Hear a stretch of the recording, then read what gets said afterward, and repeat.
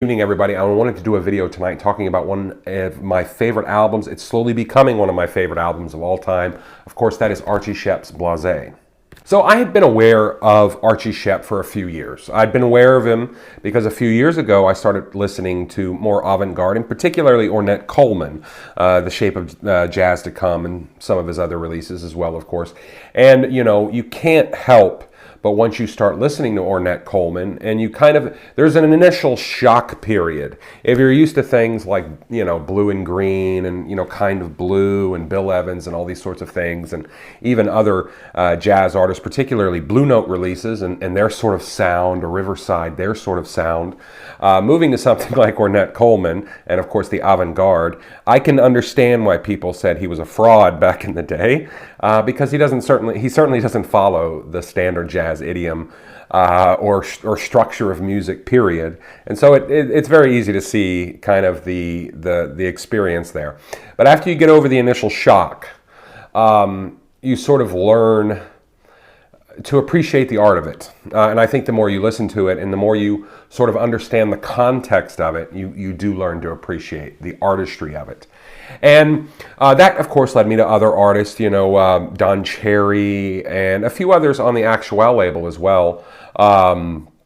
The Chicago Art Ensemble, and of course they were on there as well. But anyway, of course, that leads me to Archie Shepp. And I, of course, as I said, I'd been aware of him, but, you know, I hadn't really listened to a whole lot of his stuff until I listened to a couple of his live albums, and absolutely was blown away. And then, of course, that led me to Blasé, and I think I don't want to say it's his best known album. It certainly isn't. I don't really know if he has a best known album, but I will say this is my favorite. And if you look online and you look up Blasé, retrospectively, there's a lot of love for this album and a lot of love for the artistry of the album. And certainly, and rightfully so, it's absolutely, truly phenomenal. And it kind of is almost a sonic journey. I mean, we could call it avant-garde. Now, there's videos online, interviews with Archie Shepp of people talking to him, and he disliked the term avant-garde because he thought, and I think I'm quoting here, although I may be misquoting, he said that it was a way for white people to explain something that they didn't understand, I believe. And I think I'm misquoting, but I'm also very highly paraphrasing there as well. So, but anyway, he said something to that effect, that the term avant-garde was for white people to explain music or something that they didn't understand, which okay, I get that, you know. And like Miles Davis, I think he famously said, or it could have just been in that movie, the one where Don Cheadle played Miles, where he said that, you know, he didn't like the term jazz because it was just something white people came up with, but he preferred social music. And if you think about the idea of social music related to jazz, and sort of particularly the way that Miles innovated and played, it makes perfect sense. It's so much a better name for jazz than jazz, all right? Because it's instruments, people expressing themselves musically to one another on a stage. And it just so happens people are in an audience enjoying the performance, but it's people expressing themselves. It's almost talking in a way, but doing so artistically. And so the social music framework, that expression, makes more sense than jazz.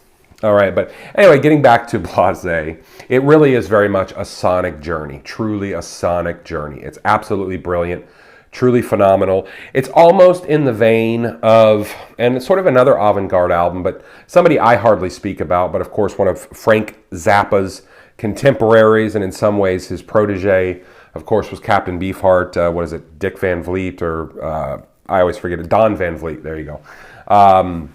You know, and his sort of artistry, particularly with Trout Mask Replica, you know, probably his most well-known album. But if you listen to that album and you go song to song, some of it is quite abrasive and jarring. But equally, if you again, realize the artistry of it, you kind of come to this perspective of it's this sonic landscape across you know, across the album. And that's what you very much get with Blasé. You get this sonic landscape. It's truly phenomenal. And I think, you know, in terms of avant-garde jazz, I think, or free form, or whatever you want to call it, I think this is the next step, the evolution, the graduation of something like what Ornette Coleman did. Now, Ornette Coleman was fantastic. He was a great artistry, sure enough. But it was very blocky, if you understand what I mean. It was very elementary in its picture, in its sonic, you know, essence. This, on the other hand, is the next graduation. It's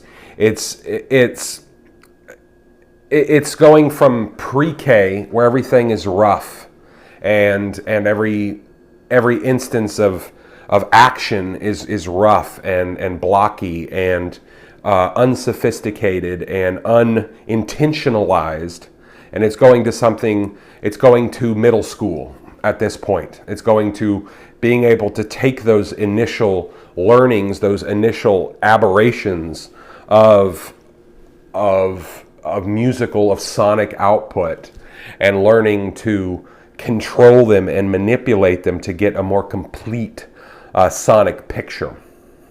And he does it very well here. I mean, the whole album is beautiful. I really cannot pick out a particular song. I think there's only 4 songs on the album, if I remember correctly. Yes. No, excuse me. There's 5. My Angel, Blasé. My Angel, I really love. It starts out with a harmonica, which is very interesting for jazz, of course. And there is some vocals on here from Jenny Lee, I believe, most famously on Blasé itself. But side 2, of course, is There Is a Balm in Galilee, Sophisticated Lady, and Touareg. But yeah, truly a phenomenal album. Really something to behold. It's really an experience. And you know what? Matter of fact, after listening to this album for the first time in its entirety, particularly on vinyl, I sat back and I got inspired to write some poetry. And I've written poetry over the years. I wrote a little bit in high school. My limited college experience, I wrote a little bit. I took an English course and wrote a little bit as well. But, you know, what brought me back to it was, you know, I only write poetry now when I feel inspired to do so. And listening to this album inspired me to do so. It really, truly did.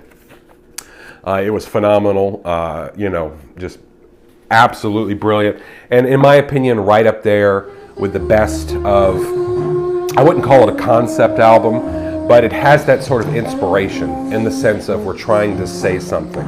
We're trying to create a picture of something artistically across an entire package, as opposed to just creating an individual message. We're creating a concept of a message. And I think he does that very well here.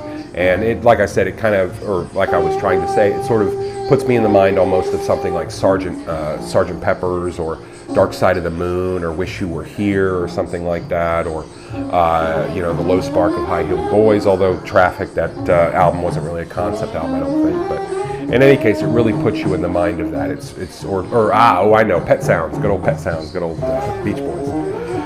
Of course, you know, maybe not held to that same standard by a lot of folks, but I do think it kind of follows that same degree. It really is a fantastic artistic expression on the grandest scale imaginable. And yeah, really, truly brilliant, really, truly beautiful.